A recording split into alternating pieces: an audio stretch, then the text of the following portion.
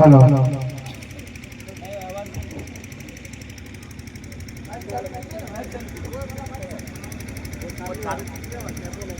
نہیں درود شریف پڑھ لیں ہم لوگ. اللهم صل على محمد وعلى آل محمد كما صليت على إبراهيم وعلى آل إبراهيم إنك حميد مجيد. اللهم بارك على محمد وعلى آل محمد كما باركت على إبراهيم وعلى آل إبراهيم إنك حميد مجيد. چلیے عبارت پڑھی.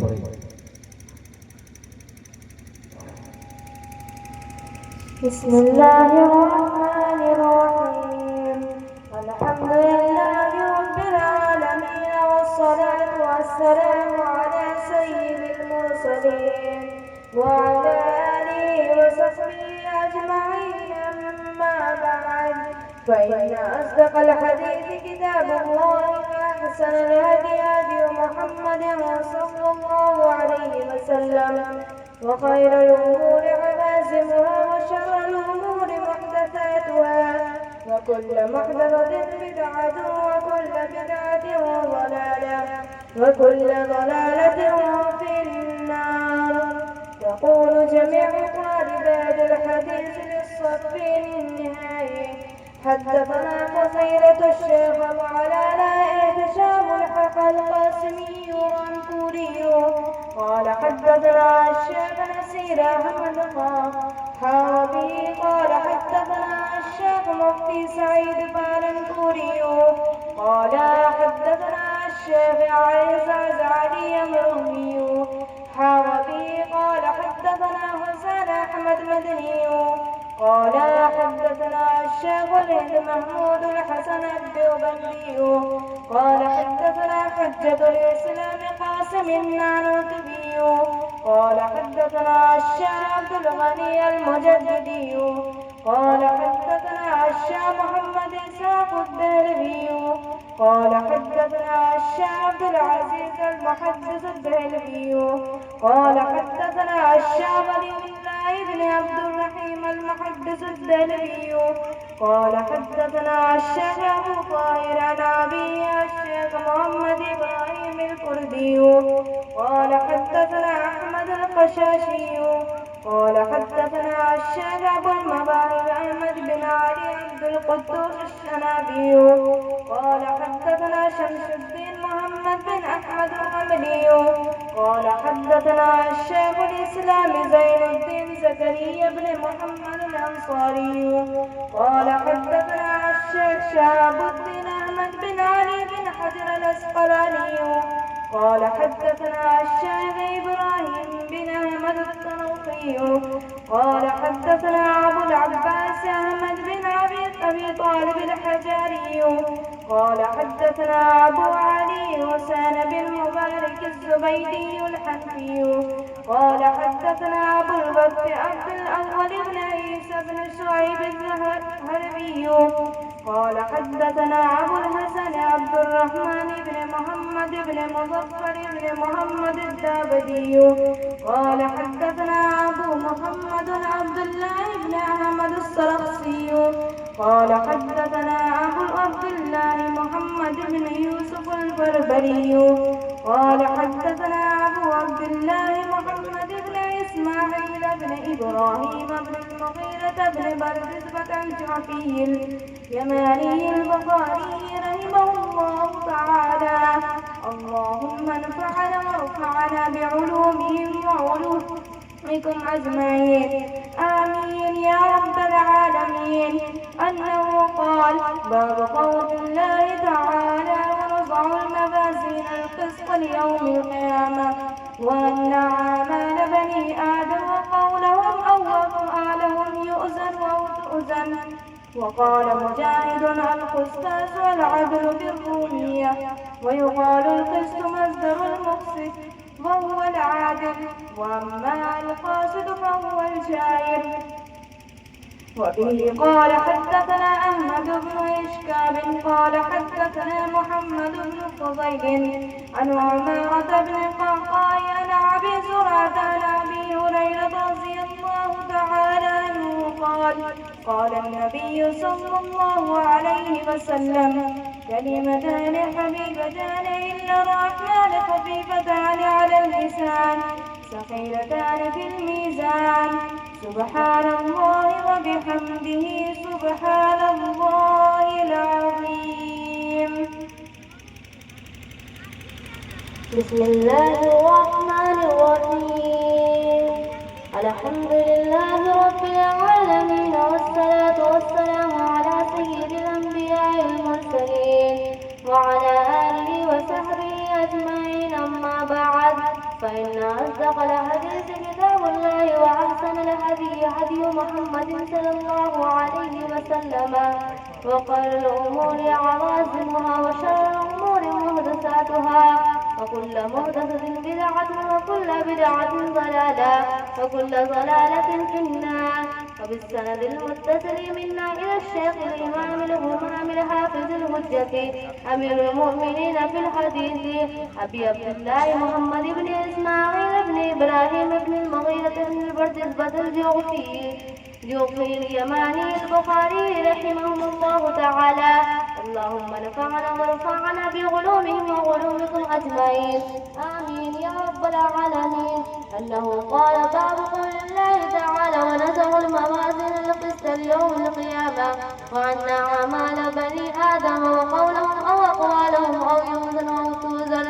وقال مجاهد: القسطاس والعدل بالرومية، ويقال القسط مصدر المقسط وهو العادل، وأما القاسط فهو الجائر.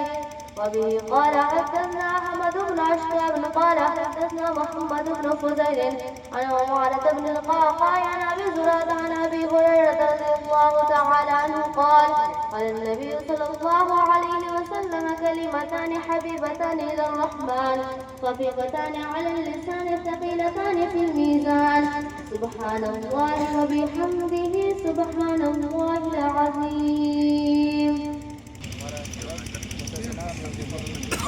तिरबरी है, फरवरी नहीं, फरवरी नहीं, तिरबरी।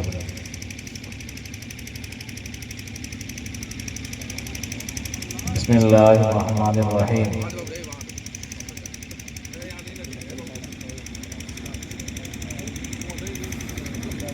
सफ़ा नंबर 266 खोलिए।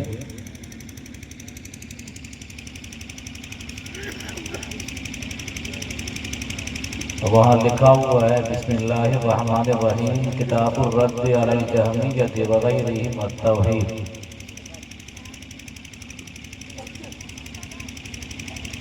दो 66 किताबुर रद्द अलल जहमिय्या।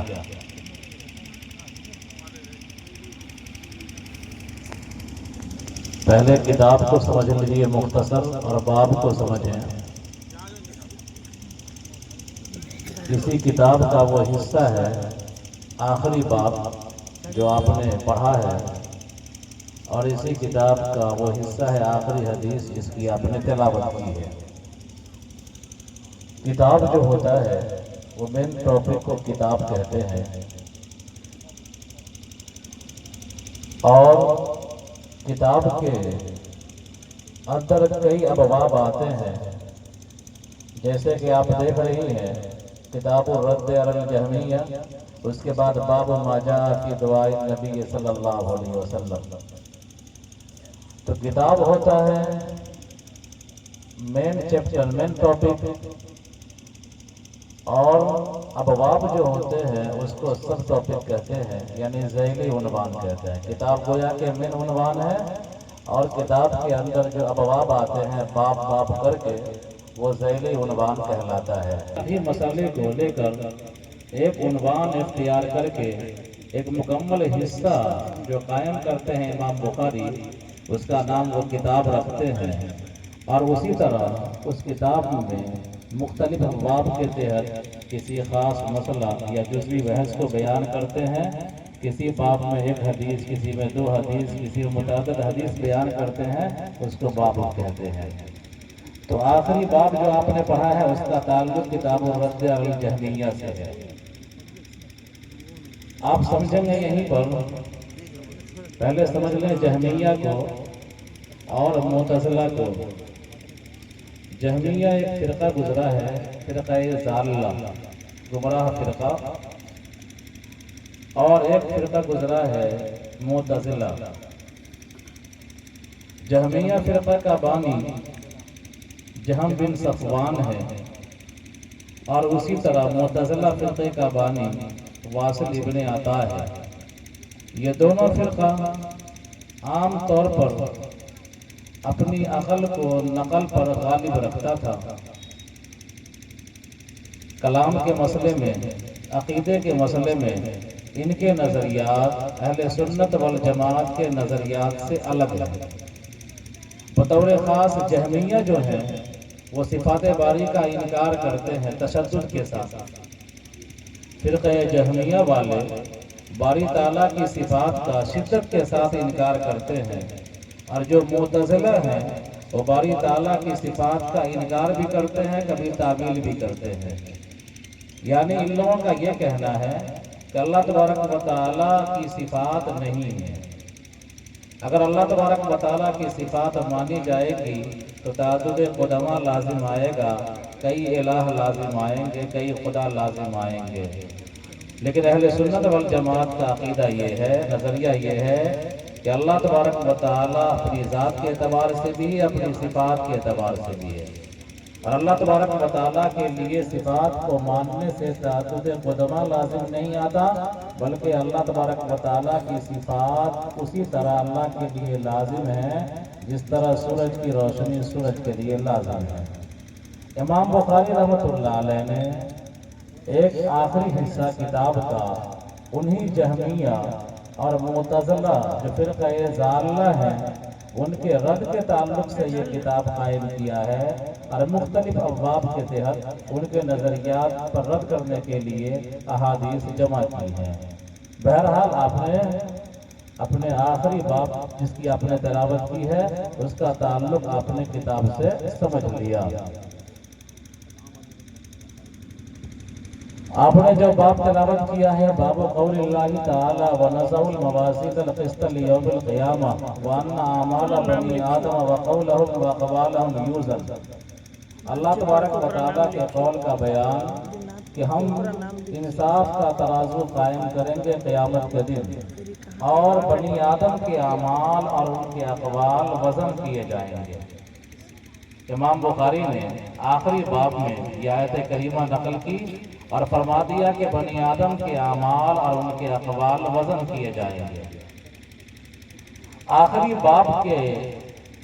باب قائم کر کے اور کتاب سے تعلق جوڑ کر کے امام بخاری جہمیہ کے نظریات پر رد کر رہے ہیں، اور وہ یہ بتا رہے ہیں کہ اللہ تبارک و تعالیٰ کا انصاف کی ترازو کو قائم کرنا یہ قرآن کی آیت سے ثابت ہے، وَنَضَعُ الْمَوَازِينَ، کہ ہم انصاف کا ترازو قائم کریں گے، یعنی اللہ تبارک و تعالیٰ انصاف کا ترازو قیامت کے دن قائم کرے گا، اور یہ انصاف کا ترازو قائم کرنا یہ اللہ تبارک و تعالیٰ کی صفات عملیہ میں سے ایک صفت ہے۔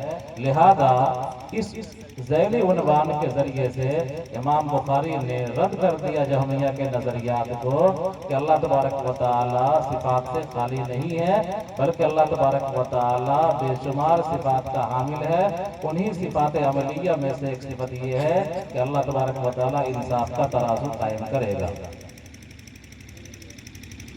عنوان میں جو آیت استعمال کی گئی ہے نضع الموازین، اس میں دو لفظ استعمال ہوا ہے، شروع میں نضع اور الموازین۔ نضع بھی جمع کا صیغہ ہے، الموازین بھی جمع کا صیغہ ہے، تو نضع جو جمع کا صیغہ متکلم کا صیغہ استعمال کیا گیا عظمت کے پیش نظر، اسی طرح الموازین میزان کی جمع ہے، اس کو بھی جمع لایا گیا ترازو کی عظمت کے پیش نظر۔ یا اگر ہم چاہیں تو یہ کہہ سکتے ہیں کہ کبھی کبھی جمع سے اقسام مراد لیے جاتے ہیں، چونکہ ترازو تو قیامت کے دن ایک ہی قائم ہوگا، اس میں انسان کے مختلف قسم کے اعمال تولے جائیں گے، اس لیے اللہ رب العزت نے انسان کے اعمال کی اقسام کے اعتبار سے موازین کا جمع کا صیغہ استعمال کیا ہے، میزان استعمال نہیں کیا ہے۔ بتلانا یہ ہے کہ انصاف کا ترازو قائم ہوگا قیامت کے دن، اور ان بنی آدم کے اعمال تولے جائیں گے، ان کے اقوال تولے جائیں گے، وزن کیے جائیں گے۔ ان فرقہ ضالہ کو یہ سمجھ میں نہیں آیا کہ انسان کے اعمال یا انسان کے اقوال تو آراز ہوتے ہیں اور یہ تولے نہیں جا سکتے ہیں، لیکن وہ یہ سمجھنے سے قاصر رہے کہ انسان کے اعمال اور انسان کے آراز تولے جا سکتے ہیں۔ آج زمانہ یہ ثابت کر رہا ہے کہ بہت ساری چیزیں جو ہماری نظروں سے اوجھل ہیں وہ وزن کیے جا رہے ہیں، ناپے جا رہے ہیں۔ آپ کے جسم میں بخار آتا ہے، اس کو ناپا جا سکتا ہے، ٹیمپریچر کتنا ہے اس کو ناپا جا سکتا ہے، کسی چیز کو دیکھ کر کے دور سے اس کی پیمائش کی جاتی ہے، اونچائی کو ناپا جا سکتا ہے، ہواؤں کی رفتار کو ناپا جاتا ہے۔ تو ان لوگوں کو یہ سمجھ میں آیا کہ اعمال صرف جو کثیف ہوتی ہیں انہی کو تولا جائے گا، جو چیزیں لطیف ہوتی ہیں ان کو تولا نہیں جائے گا۔ لیکن امام بخاری نے بدلا دیا کہ بنی آدم کے اقوال اور اعمال گرچہ یہ آراز کے قبیل سے ہیں، لطیف ہیں، لیکن پھر بھی اللہ تبارک و تعالیٰ ان اعمال کو اور ان اقوال کو تولے گا اور وزن کرے گا۔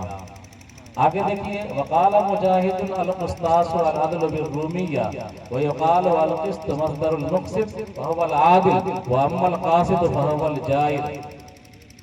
امام بخاری کی آیت شریفہ ہے کہ قرآن کی آیت میں ایک لفظ آتا ہے تو اس کی تشریح بھی کرتے ہیں، لغت بھی بتلا دیتے ہیں۔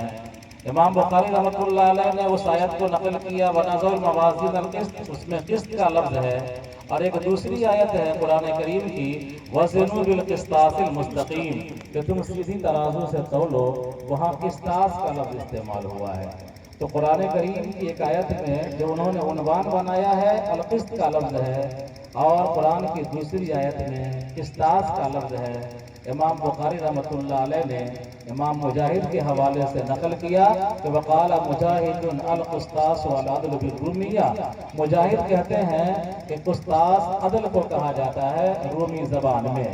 قسطاس بھی پڑھتے ہیں اور قسطاس بھی پڑھتے ہیں، قاف کا ضمہ اور قاف کا کسرہ دونوں پڑھا جا سکتا ہے۔ تو یہ کہہ رہے ہیں امام بخاری رحمۃ اللہ علیہ کہ قسطاس رومی زبان میں عدل کو کہا جاتا ہے، انصاف کو کہا جاتا ہے۔ وَيُقَالُ الْقِسْطُ مَصْدَرُ الْمُقْسِطِ، اور قسط کا جو لفظ آیا ہے اس کی تشریح آگے کر رہے ہیں۔ یہاں پر یہ سمجھنا ہے کہ اللہ تبارک و تعالیٰ نے قرآن کریم کے بارے میں فرمایا اِنَّا أَنزَلْنَاهُ قُرْآنًا عَرَبِيًّا کہ ہم نے اس قرآن کو عربی زبان میں اتارا ہے۔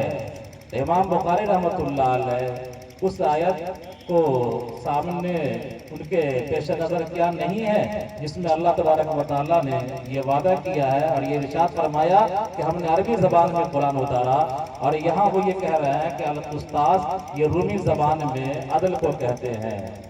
تو بتلانا یہ ہے کہ امام بخاری العدل بالرومیہ کا یہ کہہ رہے ہیں کہ یہ توافق لغات ہے، یعنی عربی زبان میں بھی القسطاس عدل کے معنی میں ہے اور رومی زبان میں بھی القسطاس عدل کے معنی میں ہے۔ اور ایسا ہوتا ہے دنیا کے مختلف زبانوں کو دیکھتے ہوئے پتہ چلتا ہے کہ ایک زبان کے الفاظ دوسرے زبان میں بے عینی استعمال ہوتے ہیں۔ تو رومی زبان میں بھی القسطاس عدل کے معنی میں ہے اور عربی زبان میں بھی القسطاس عدل کے معنی میں ہے، لہذا یہ ان دونوں کے درمیان توافق لغات اسی طرح ہے جس طرح ہندوستان کے لوگ بھی صابن کا لفظ استعمال کرتے ہیں صابن کے لیے، اور عرب والے بھی صابن ہی استعمال کرتے ہیں۔ تو عربوں کی جو لغت ہے وہ ہندوستانی لغت کے مطابق ہو گئی، اس کو کہتے ہیں توافق لغات۔ دو زبانوں میں ایک ایسا لفظ جو دونوں زبانوں میں ہم معنی ہو، اس کو کہا جائے گا توافق لغات۔ بہرحال تو القسطاس یہ عربی لفظ بھی ہے اور رومی زبان میں القسطاس عدل کے معنی میں بھی استعمال ہوتا ہے۔ امام بخاری ایک طرح سے یہ کہنا چاہ رہے ہیں کہ جہاں تک مجھے عربی زبان کی واقفیت ہے اور قرآن کا مطالعہ، احادیث کا مطالعہ، قرآن کی زبان، احادیث کی زبان، ان سے میں واقف ہوں، اسی طرح میں رومی زبان سے یہ واقف ہوں، اور رومیوں سے میں نے سنا ہے کہ القسطاس کو وہ عدل کے معنی میں استعمال کرتے ہیں۔ اب آگے دیکھیے، وَيُقَالُ الْقِسْطُ مَصْدَرُ الْمُقْسِطِ وَهُوَ الْعَادِلُ وَأَمَّا الْقَاسِطُ فَهُوَ الْجَائِرُ۔ اور ایک لفظ ہے، قسط کا لفظ آیا وَنَزَلَ الْمَوَازِينَ الْقِسْطِ کے اندر، تو قسط کے بارے میں وضاحت کر رہے ہیں کہ آپ یہ سمجھئے کہ قسط کا جو لفظ ہے یہ ذو معنی ہے، اس کا ڈبل معنی ہوتا ہے، متضاد معنی ہوتا ہے۔ اگر اس کو مانیں گے قسط یقسط قسطن، اس کا مصدر اگر قسط مانیں گے تو اس کے معنی ہوں گے عدل کے، اور اگر قسط یقسط قسطن فتح کے ساتھ اس کا مصدر مانیں گے تو اس کے معنی ہوں گے ظلم کے۔ قسط یقسط قسطن اس کے معنی آئیں گے عدل کے، اور قسط یقسط قسطن اس کے معنی آئیں گے ظلم کے اور جبر کے۔ قرآن کریم کے اندر دونوں معنوں میں یہ لفظ استعمال ہوا ہے، جیسے کہ ابھی آپ نے تلاوت کیا ہے نَزَعُ الْمَوَازِينَ الْقِسْطَ، ہم انصاف کا ترازو قائم کریں گے، تو یہاں پر قسط عدل کے معنی میں ہے، انصاف کے معنی میں ہے۔ اور ایک دوسری آیت ہے، جو آیت آپ نے پڑھا ہوگا قرآن کریم کے اندر تلاوت کی ہوں گی آپ لوگ، وَأَمَّا الْقَاسِطُونَ فَكَانُوا لِجَهَنَّمَ حَطَبًا، کہ ناانصافی کرنے والے، ظلم کرنے والے لوگ جہنم کے ایندھن ہوں گے۔ تو وہاں پر جو قاسط کا لفظ ہے اسی قسط سے بنا ہے، تو وہاں پر وہ ظلم کے معنی میں ہے۔ امام بخاری نے بتلا دیا کہ قسط کا جو لفظ ہے یہ ذو معنی ہے، اس کا دو متضاد معنی ہوتا ہے۔ اس کا معنی کبھی یہ ہوتا ہے کہ جبر کا معنی، ظلم کا معنی، اور کبھی اس کا معنی عدل کا ہوتا ہے۔ لیکن اگر یہی قسط باب افعال پہ چلا جائے گا اور اس کا مصدر، اس کا اسم فاعل مقسط ہوگا تو اس کے معنی عادل کے ہوں گے۔ تو اقسط یقسط اقساط سے مقسط بنے گا تو اس کے معنی بھی عادل کے، قسط یقسط قسطن یہ مجرد ہے، اس کے معنی بھی عدل کے، اور اگر قسط یقسط مجرد اس کا مصدر قسط آتا ہے فتح کے ساتھ تو اس کے معنی آئیں گے جبر کے۔ تو قرآن میں قسط کا لفظ دونوں معنوں کے لیے استعمال ہوا ہے۔ امام بخاری نے لغت کی تشریح کر دی، اور ان کی عادت شریفہ ہے کہ قرآن کی ایک آیت کو نقل کرتے ہیں عنوان میں، اور اس میں اگر کوئی لغت آتی ہے جس کے بارے میں نشاندہی کرنی ہوتی ہے تو مختلف تابعین، تبع تابعین کے حوالے سے اس لغت کی تشریح کر دیتے ہیں امام بخاری رحمۃ اللہ علیہ۔ بہرحال آپ کے باب کی تشریح ہو گئی۔ یہیں پر ایک لطیفہ سنیے ٹھہر کر کے، حجاج بن یوسف کا آپ نے نام سنا ہوگا۔ حجاج بن یوسف کے پاس سعید بن جبیر رحمۃ اللہ علیہ کو لایا گیا، ان دونوں کے درمیان ڈائیلاگ ہوا، مکالمہ ہوا۔ حجاج بن یوسف نے سعید بن جبیر سے پوچھا ماذا تقول فی، کہ تم میرے بارے میں کیا کہتے ہو، تمہاری کیا رائے ہے؟ آپ جانتی ہیں کہ حجاج بہت بڑا ظالم تھا، اس نے تقریباً 20,000 سے زیادہ صحابہ کرام کو اس نے شہید کیا ہے، 1,00,000 سے زائد بے قصوروں کو اس نے قتل کیا ہے۔ حجاج بن یوسف نے بہت بڑا ظالم، لیکن تھا بہت بڑا ادیب، بڑا فصیح اللسان، عربی زبان کا ماہر۔ تو حجاج بن یوسف نے پوچھا سعید بن جبیر سے، تو سعید بن جبیر رحمۃ اللہ علیہ سے اس کو مخاصمت تھی، چڑ تھی، اس لیے کہ سعید بن جبیر ہمیشہ حق بات کہہ دیا کرتے تھے، علم اعلان ڈنڈے کی چوٹ پر کہا کرتے تھے۔ تو عام طور پر جب بھی ایسا موقع آتا ہے تو جو اس زمانے کے سربراہ بادشاہ ہوا کرتے ہیں تو اہل حق اور حق کو علماء سے وہ چڑتے ہیں، بغض رکھتے ہیں۔ تو سعید بن جبیر سے ان کو بغض تھا حجاج بن یوسف کو۔ اس نے پوچھا کہ ماذا تقول فی، کہ تم میرے بارے میں کیا رائے رکھتے ہو؟ سعید بن جبیر رحمۃ اللہ علیہ نے کہا انت قاسط عادل، انت قاسط عادل، کہ تو قاسط ہے، عادل ہے۔ لوگوں نے یہ سمجھا، حجاج کے درباریوں نے سمجھا کہ سعید بن جبیر رحمۃ اللہ علیہ حجاج کی تعریف کر رہے ہیں اور یہ حجاج کو عادل قرار دے رہے ہیں، انصاف پر قرار دے رہے ہیں۔ سب خوشی منانے لگے۔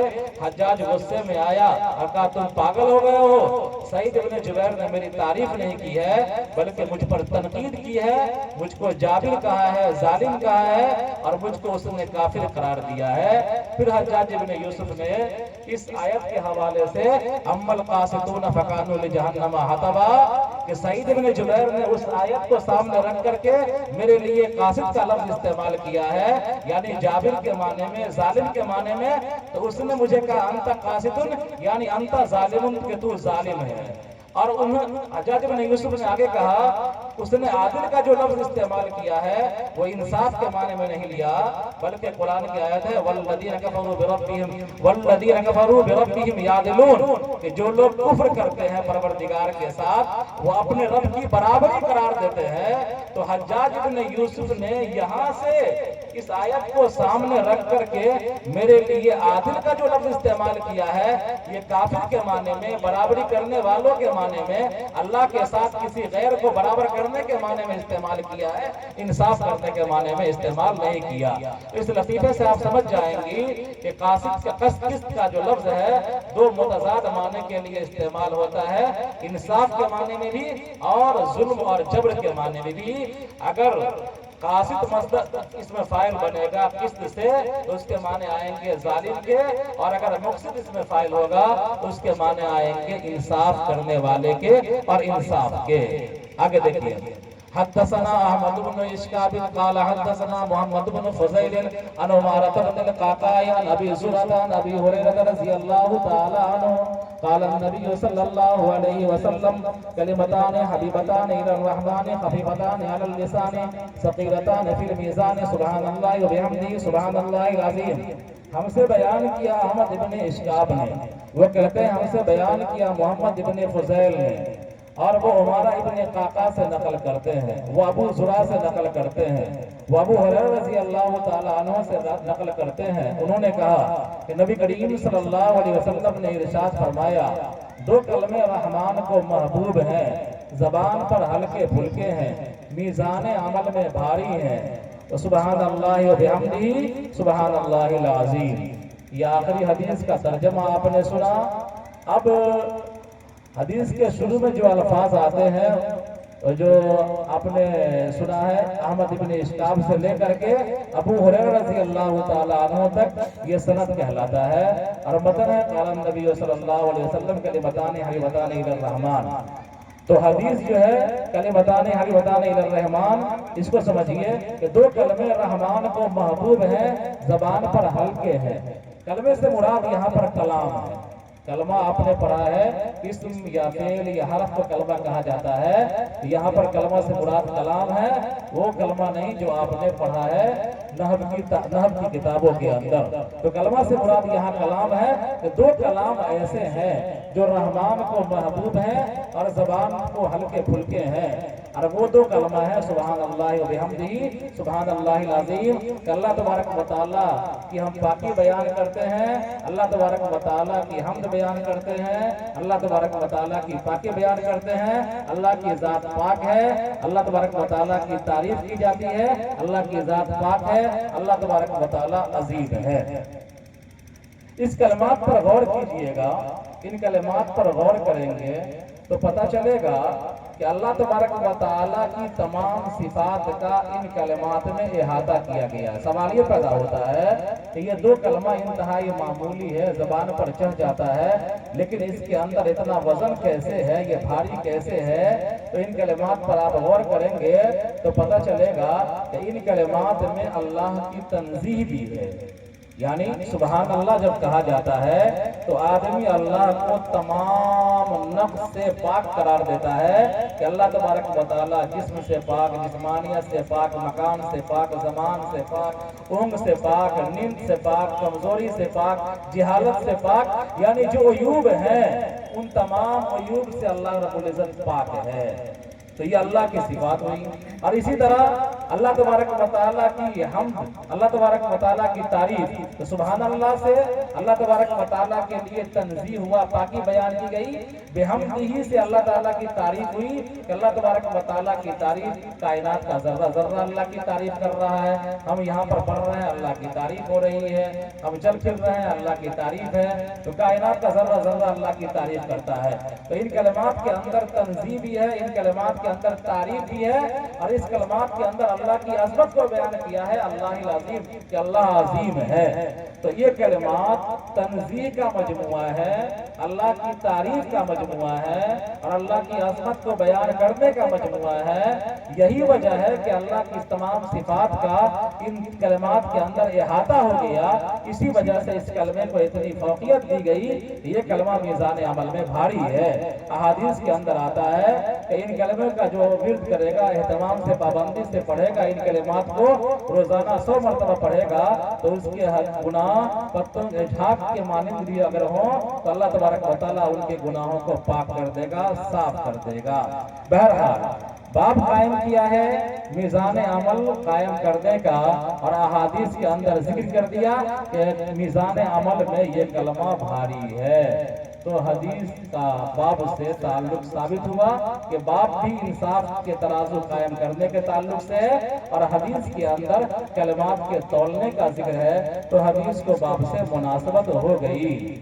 اب ذرا غور کیجئے کہ امام بخاری رحمۃ اللہ علیہ نے کتاب کو شروع کیا تھا انما الاعمال بالنیات سے، اور آخری حدیث جو ذکر کیا ہے کلمتان حبیبتان الی الرحمن خفیفتان علی اللسان سے ذکر کیا ہے۔ گویا کہ جب اس پر غور کریں گے تو پتہ چلے گا، ایک آیت کو سامنے رکھیے کہ اللہ خلق الموت والحیات لیبلوکم ایکم احسن عملا، کہ اللہ نے انسان کو پیدا کیا، موت و حیات کو پیدا کیا تاکہ تم کو جان لے کہ کون شخص بہترین عمل کرتا ہے۔ تو ہمارے اور آپ کے دنیا میں آنے کا مقصد حسن عمل ہے، اچھا عمل کرنا ہے۔ اللہ تبارک و تعالیٰ نے ہم کو اس لیے پیدا کیا ہے۔ امام بخاری رحمۃ اللہ علیہ نے شروع میں انما الاعمال بالنیات والی حدیث لائی کہ اعمال کا دار و مدار نیت پر ہے۔ پھر اس کے بعد ہزاروں احادیث ذکر کیا، اور اس کے بعد امام بخاری رحمۃ اللہ علیہ نے فرمایا کہ کلمتان حبیبتان الی الرحمن اور ثقیلتان فی المیزان، کہ دو کلمے میزان عمل میں بھاری ہے، رحمان کو محبوب ہے۔ آپ دو کلمے کا ذکر کیا، میزان عمل میں بھاری ہونے کا ذکر کیا۔ گویا کہ بتلایا کہ ہمارا جو حسن عمل ہے، جو اللہ تعالیٰ نے ہم کو جو ٹارگٹ دیا ہے، مقصد دیا ہے، تو حسن عمل ہمارا اس طور پر ہوگا کہ جب ہماری نیت اچھی ہوگی۔ تو حدیث پہلی حدیث نیت کے تعلق سے ہے، بتلا دیا کہ تمہارا ہر عمل نیت خالص کے ساتھ ہونا چاہیے، اللہ کی رضا کے ساتھ ہونا چاہیے۔ ہزاروں احادیث ذکر کر کے بتلا دیا کہ تمہارا عمل اچھا اسی وقت ہوگا کہ جب تمہارا عمل احادیث کے مطابق ہو جائے۔ آگے ذکر کر کے بتلا دیا کہ دو کلمے رحمان کو محبوب ہیں اور میزان عمل میں بھاری ہیں، کہ اگر تمہارے نیت اچھی ہوگی، تمہارے اعمال حدیث کے مطابق ہوں گے، تو تمہارے اعمال کے اندر جان ہوگا اور تمہارا عمل میزان عمل میں بھاری ہوگا۔